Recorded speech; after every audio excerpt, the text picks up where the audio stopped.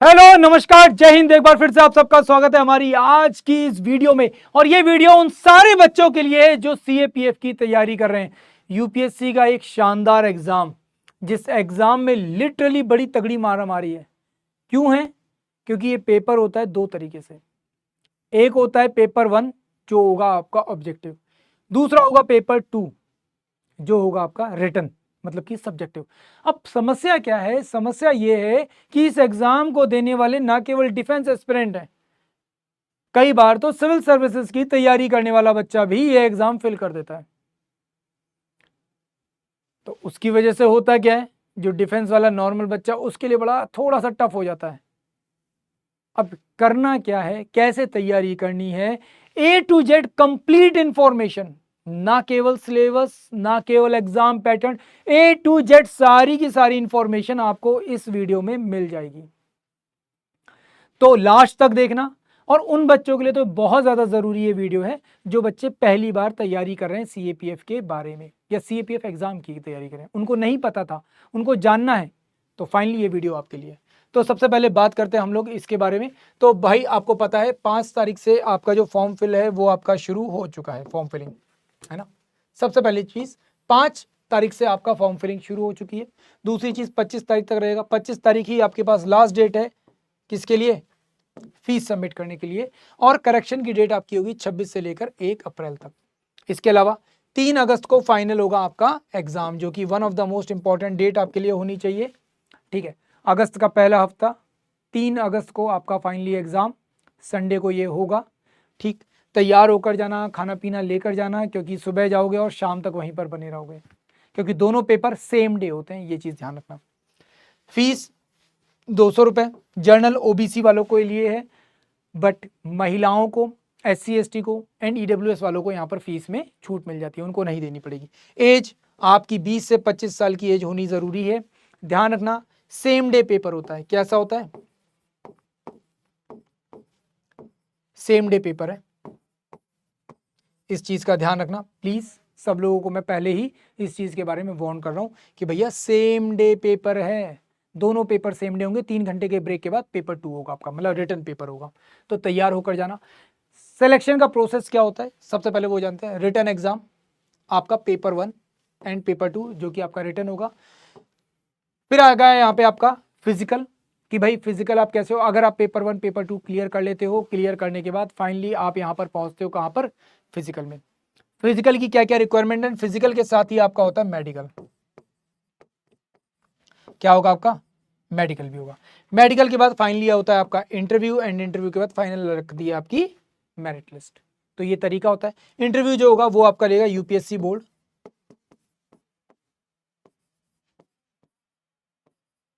ध्यान रखिएगा, UPSC board के द्वारा ये इंटरव्यू होता है। नॉर्मली जो डिफेंस की तैयारी करते हैं, एफकेट सीडीएस दे रहे हैं, ठीक है, या कोस्ट गार्ड का देते हैं, तो उन लोगों को ज़्यादातर एसएसबी की तैयारी का वो रहता है कि यार एसएसबी में तैयारी होती है। एसएसबी की तैयारी की होगी तो नो डाउट यहाँ पर भी आपको काफ़ी हद तक हेल्प मिल जाएगी। पर यहाँ पर एक अलग कंडीशन है, इंटरव्यू का तरीका बिल्कुल अलग है। वहाँ पे 5 डेज प्रोसेस है, यहाँ पे सिंगल डे प्रोसेस है इंटरव्यू का, जहाँ पर 40 से 45 मिनट या 1 घंटा, हद से हद आधे, मतलब 20-25 मिनट से लेकर 40 से 45 मिनट तक का आपका इंटरव्यू चलता है, एंड उसी में सारी चीज़ें फाइनली देखी जाती हैं।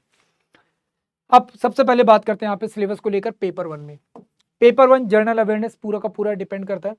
अगर आप लोगों ने इससे पहले कभी भी अगर तैयारी की है यूपीएससी की, सिविल सर्विसेज की तैयारी की है, तो आप लोगों ने नो डाउट 100% एनसीईआरटी की तो तैयारी की होगी, पढ़ाई की होगी। आपको हमेशा बोला गया होगा एनसीईआरटी एक बेस है जिसको लेकर चलना ज़रूरी है।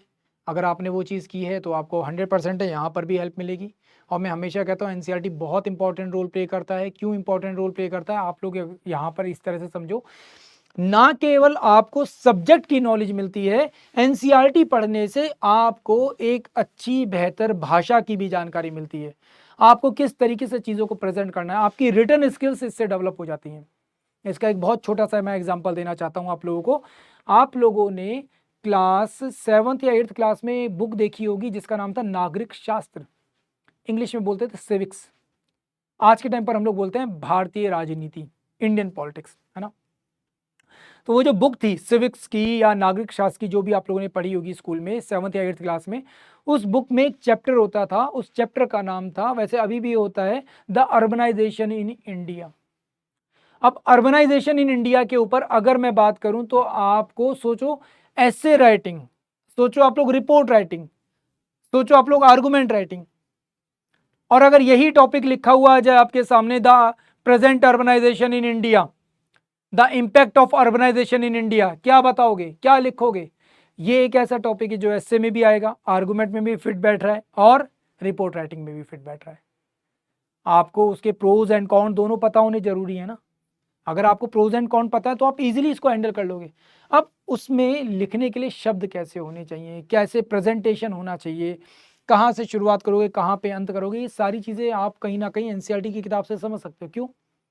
क्योंकि एनसीईआरटी आपको बताएगा नागरीकरण क्या होता है, मतलब अर्बनाइजेशन क्या होता है, अर्बनाइजेशन के बाद बताएगा कि अर्बनाइजेशन के क्या क्या फ़ायदे हैं, पर उन फ़ायदों के साथ साथ क्या क्या समस्याएं देखनी पड़ती हैं, फिर भविष्य में आने वाले चैलेंजेस कौन से हैं, उनसे कैसे निपटा जा सकता है, एंड फाइनली लास्ट में देगा कंक्लूजन कि हमारे देश की प्रगति का एक चेहरा क्या है, नागरीकरण भी है ना।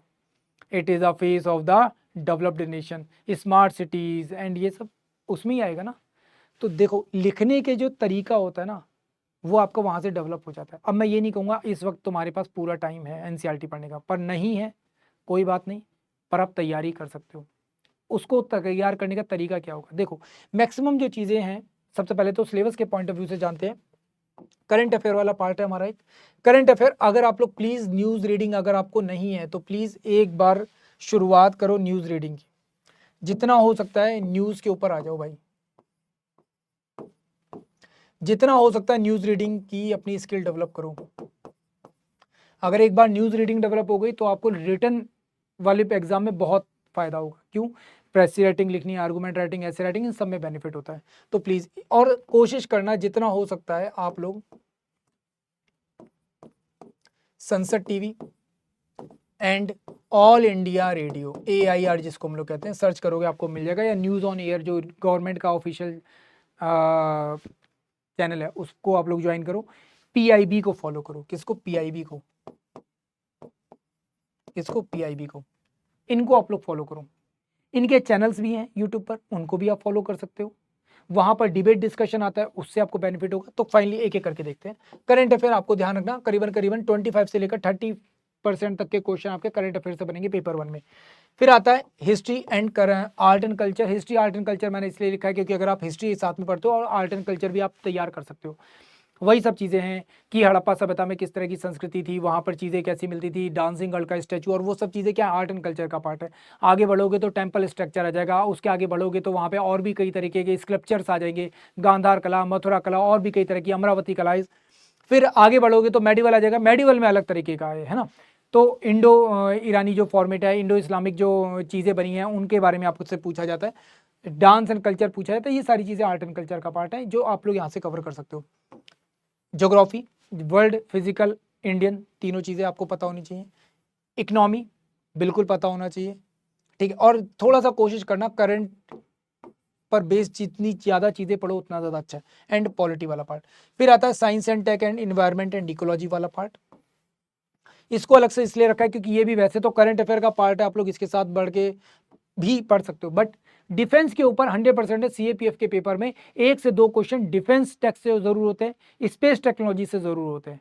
तो प्लीज इसीलिए इसको मैंने ये अलग से रखा है। एंड इन्वायरमेंट इकोलॉजी से भी 1 से 2 क्वेश्चन हमेशा देखने को मिलते ही मिलते हैं, चाहे वो रामसर पूछे, चाहे वो कोई और पूछे, चाहे वो बायोम के बारे में पूछे, चाहे वो बायोडाइवर्सिटी के बारे में पूछे, कुछ भी पूछे, बट वो पूछता जरूर है।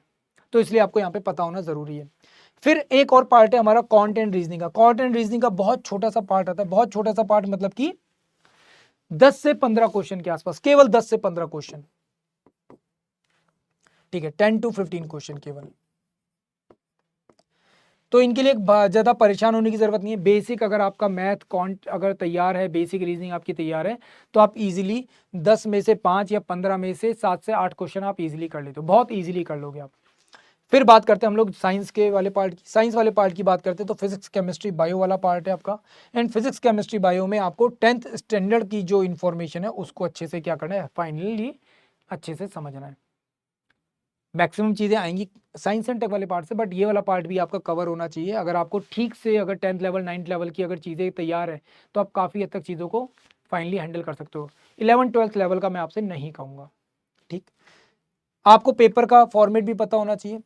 25 क्वेश्चन आपके आएंगे, 250 मार्क्स का पूरा पेपर है, मतलब एक क्वेश्चन 2 मार्क्स का है, 1/3 की नेगेटिव मार्किंग है एंड 2 घंटे का आपका पूरा का पूरा पेपर होता है। ये ध्यान रखना, नेगेटिव मार्किंग एक बहुत प्लस पॉइंट है आप लोगों के लिए। ठीक है, गलती करोगे नहीं तो बचे रहोगे। फाइनली बात करते हैं यहाँ पर पेपर 2 को लेकर। पेपर 2 को लेकर बात करें तो 200 मार्क्स का पूरा पेपर होता है, 6 क्वेश्चन आते हैं, मतलब 6 डिफरेंट क्वेश्चंस होते हैं, उसके अंदर कई डिफरेंट पार्ट हो सकते हैं जिनको आपको हैंडल करना होगा। 3 घंटे का पूरा पेपर होगा, सेम डे पेपर होगा, ये चीज ध्यान रखना, तो मेंटली प्रिपेयर होकर जाना है। अब essay writing, total 4 essay writing आती है, 20 नंबर का एक एसे होगा तो टोटल 80 मार्क्स। आर्गुमेंट राइटिंग आती है, 2 आर्गुमेंट आएंगे, 20 नंबर के होंगे, टोटल 40 मार्क्स। अच्छा, एक चीज और भी है, एसे राइटिंग में आपके पास चॉइस होती है, you can write in a English और अ हिंदी, बट बाकी का जितना भी पार्ट है ये सबका सब केवल और केवल इंग्लिश में ही होगा। क्लियर? तो फाइनली आर्गुमेंट राइटिंग, फिर आता है रिपोर्ट राइटिंग। अगर रिपोर्ट राइटिंग की बात करते हैं तो 2 रिपोर्ट राइटिंग आएंगी जो कि 10 मार्क्स की एक होती है, तो टोटल 20 मार्क्स।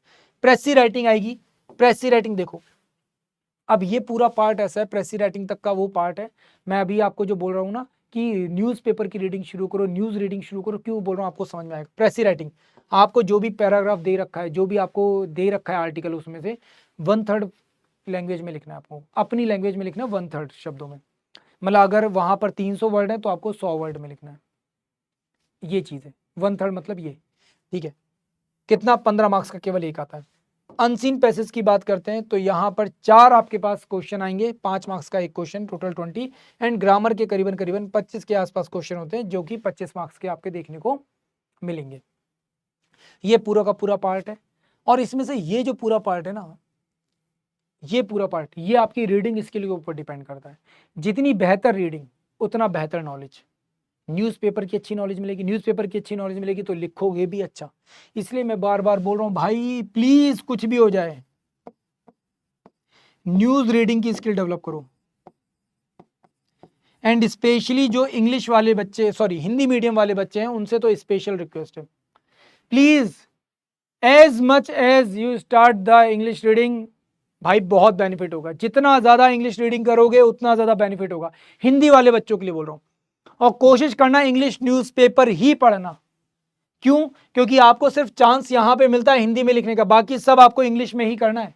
तो हिंदी मीडियम वाले बच्चों को स्पेशली मैं यहां पे रिक्वेस्ट करूं, भाई एज मच एज जितना जल्दी शुरू कर सकते हो उतना जल्दी शुरू करो इंग्लिश रीडिंग अपनी। बाद में होता, अरे सर हम तो हिंदी मीडियम वाले हैं, हमारे लिए साथ तो नाइंसाफी हो रही है। भाई कोई नाइंसाफी नहीं है, बहुत पहले से पेपर चला रहा है और इसी फॉर्मेट पे चलता रहा है, तो आपके साथ नाइंसाफी नहीं हो रही। नाइंसाफी आप खुद अपने साथ कर रहे हो अगर आप नहीं कर रहे हो तैयारी। मैं आपको बहुत साफ शब्दों में ये बात बोल रहा हूं।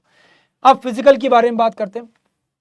सबसे पहले फिजिकल स्टैंडर्ड्स क्या क्या है। हाइट 165 सेंटीमीटर, मतलब कि 5 फुट, ठीक है, करीबन करीबन 5 से 5.5 इंच के आसपास की, मतलब आप 6 इंच मान के चलो, मैं कम नहीं बोलूंगा।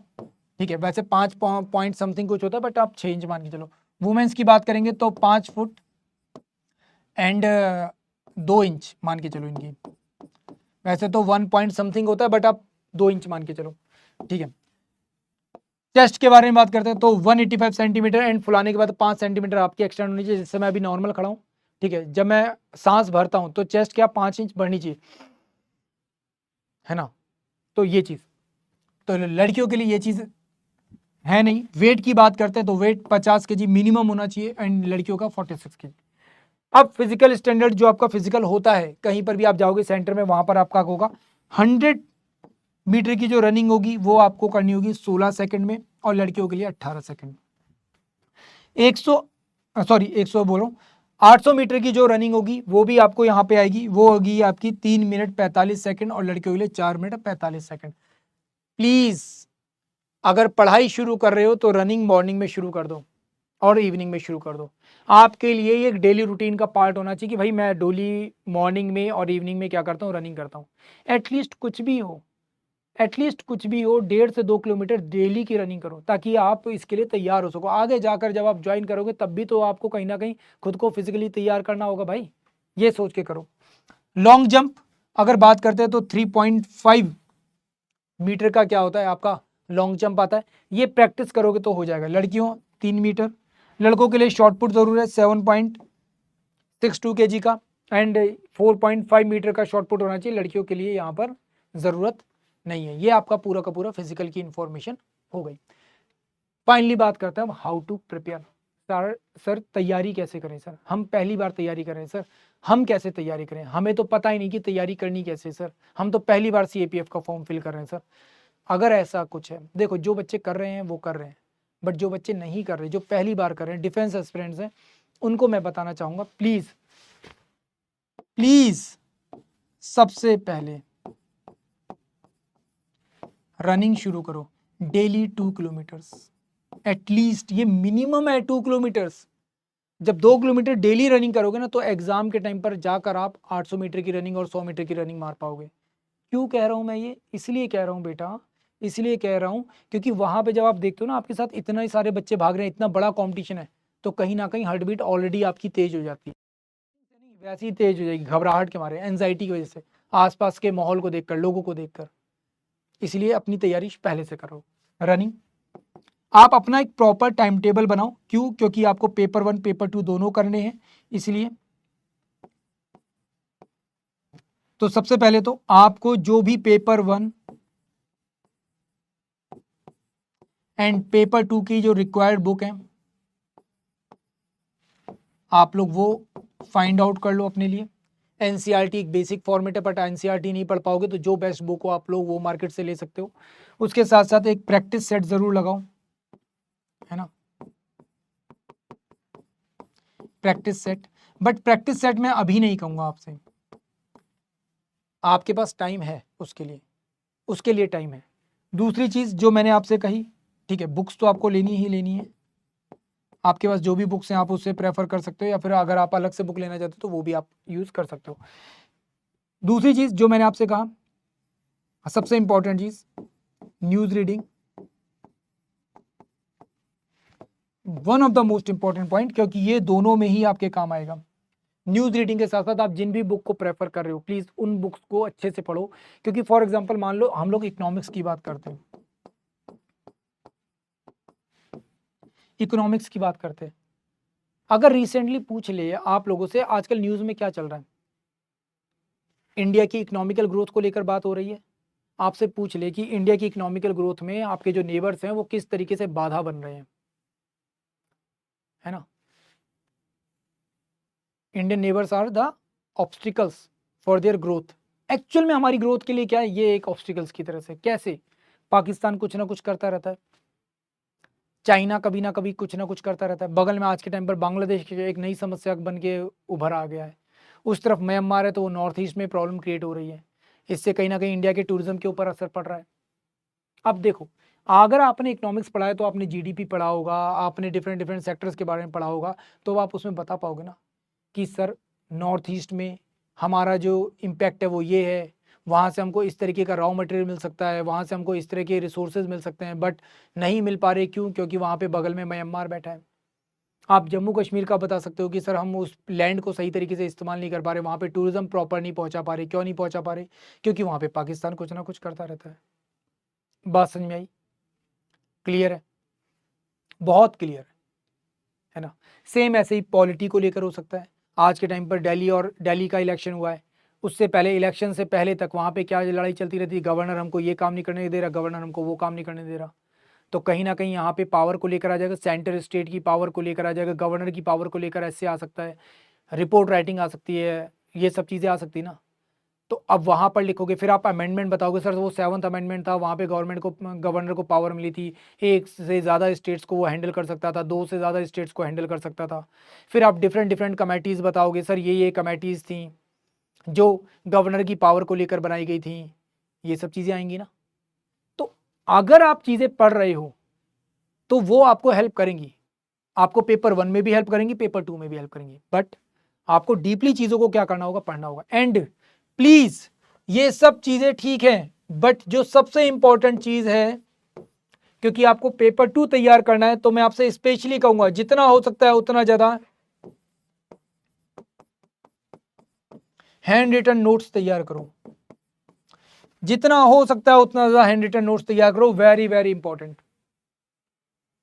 जितना ज्यादा हाथ से लिखोगे उतनी ज्यादा प्रैक्टिस होगी लिखने की, उतनी ज्यादा प्रैक्टिस होगी। अब हम लोग यहां पे बात करते हैं, आपके पास लगभग अभी अगर देखा जाए तो लगभग 5 से 6 महीने, मार्च लगभग ये मान लीजिए आधा निकल चुका है, आप ये मान के चलिए आधा मार्च निकल चुका है। तो मार्च, अप्रैल, मई, जून, जुलाई, अगस्त, अगस्त में आपका पेपर है। तो अगस्त तो आप वैसे भी हटा दो, क्योंकि अगस्त की 3 अगस्त को ये अगर आगे होता तो बात अलग थी। तो आप ये मान के चलो आपके पास 4.5 महीने हैं। इन 4.5 महीनों में 4.5 मंथ में आप तैयारी कैसे कर सकते हो? पहले 3 महीने जितना हो सकता है उतना ज्यादा अपनी नॉलेज को बढ़ाओ। फर्स्ट 3 मंथ आपको क्या करना है? आपको जितना हो सकता है अच्छे से पढ़ना है, जितना हो सकता है नोट्स बनाओ। तो भाई जितना हो सकता है स्टडी एंड नोट्स, जितना हो सकता है उतना अच्छे से करो। प्लस जितना हो सकता है उतना ज्यादा क्या करो? पीवाईक्यू लगाओ।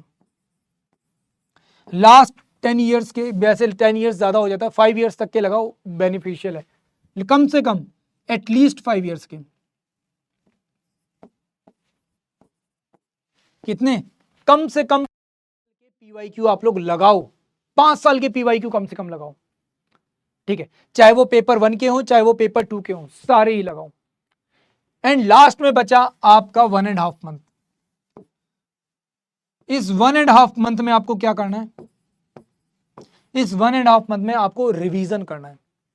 और ये रिवीजन नॉर्मल रिवीजन नहीं होना चाहिए भाई, अच्छा खासा रिवीजन होना चाहिए। रिवीजन ऐसा होना चाहिए कि आपको बुक उठाने की जरूरत ना पड़े, आपको अपने नोट से सारी चीजें कवर हो जाए। आपके नोट्स इतने सफिशिएंट होने चाहिए कि उन नोट से ही सारे के सारे रिवीजन हो जाए।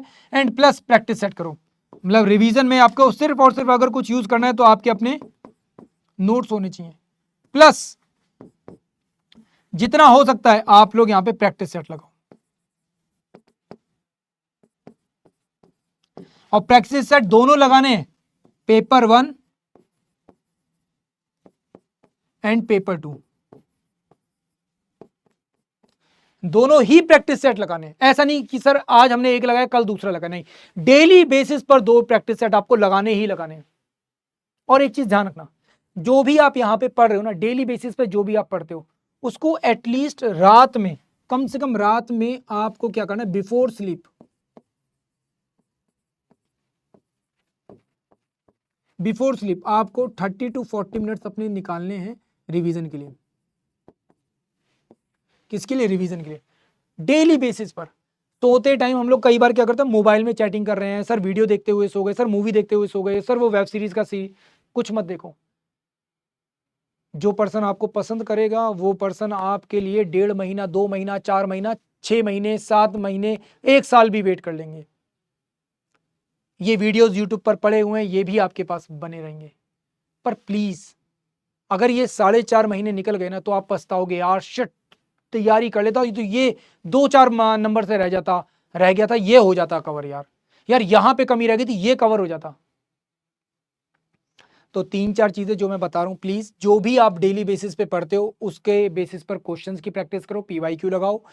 और डेली बेसिस पे 30 से 40 मिनट रात को सोते टाइम प्लीज रिवीजन करके सो। प्लीज रात को सोते टाइम रिवीजन करके सो आप लोग, मेरी हम्बल रिक्वेस्ट है आप लोगों से। क्योंकि डेली बेसिस पे अगर आप इतने नोट्स बना रहे हो, इतना सारा सिलेबस कवर कर रहे हो, तो आपके पास टाइम ही नहीं बचता। क्योंकि 7 से 8 घंटे आपके निकल जाएंगे, आपको होश ही नहीं लगेगा। भाई 8 घंटे की आपकी नॉर्मल नींद है वो आप लोगे ही लोगे। ठीक है, सुबह उठ गए, सुबह या शाम को फिर आप नॉर्मल वर्कआउट या रनिंग करने जा रहे हो तो 1 से 1.5 घंटा वो निकाल दो, 1.5 घंटा मान को चलो वो निकाल दिया। फिर आपका सुबह से लेकर रात तक का फ्रेश होना, नहाना धोना, ये करना वो करना, 2 घंटे वो निकल गए आपके। रोज सुबह नाश्ते से लेकर दोपहर का खाना, रात का खाना और इन सारे कामों में 2 घंटे आपके वो निकल गए। थोड़ा बहुत और इधर परिवार के साथ 2-4 घंटे निकल गए आपके लिए। देकर आपके पास पढ़ाई के लिए बचेगा क्या? 7 से 8 घंटे ही बच जाते हैं भाई आपके पास, केवल और केवल 7 to 8 आवर्स बचते हैं आपके पास। तो भाई ये 7 से 8 घंटे का सही इस्तेमाल करना है तो प्लीज आपको नोट्स बनाने पड़ेंगे अपने, अच्छे से तैयारी करो। अब कई बार यहाँ पे होता है सर मैं माइंड मैप बना लूँ सर उससे याद हो जाएगा। अगर आप माइंड मैप बना के रख सकते हो, माइंड मैप में सारी चीजें याद कर सकते हो तो बहुत अच्छी बात है, कर लो। बट अगर नहीं हो सकता है तो please it's a humble request, भाई प्रॉपर अपने नोट्स बनाओ, तैयारी करो और रात को 30 से 40 मिनट अपना जो भी आपने नोट्स बनाए, जो भी आपने पढ़ाई की है उसका रिवीजन करो। और क्वेश्चंस की प्रैक्टिस तो आप डेली बेसिस पे करोगे पीवाईक्यू की। एंड यहाँ पे फाइनली आपको मैंने बता दिया है क्या करना है आपको। 1.5 महीना लास्ट का डेली आपको नोट्स की क्या करना है, रिवीजन करना है। डेली क्या करना है, नोट्स का रिवीजन करना, अपने ही नोट्स का रिवीजन करना है एंड प्रैक्टिस सेट लगाना है डेली बेसिस पर। जैसे नॉर्मली डॉक्टर बोलता है ना कि एक दवाई सुबह एक शाम को, बिल्कुल वैसा ही आपको यहाँ पे भी करना है, ध्यान रखिएगा ये बात। तो उम्मीद करता हूं आपको सारी बातें समझ में आ गई होंगी। कहीं पर भी अगर कोई भी डाउट है, कुछ भी अगर आपको लगता है तो प्लीज आप लोगों के पास पूरा मौका है, मेरे साथ आप लोग टेलीग्राम चैनल पे कनेक्ट कीजिए, मैं आपको सारी हेल्प प्रोवाइड करवाऊंगा। कोई भी डाउट हो प्लीज आप लोग मेरे से जरूर आकर पूछिए, मैं 100% आपको वहां पे सॉल्यूशन प्रोवाइड करवाऊंगा। तो फिलहाल मुझको दीजिए विदा, गेट रेडी ऑफिसर्स, जय हिंद।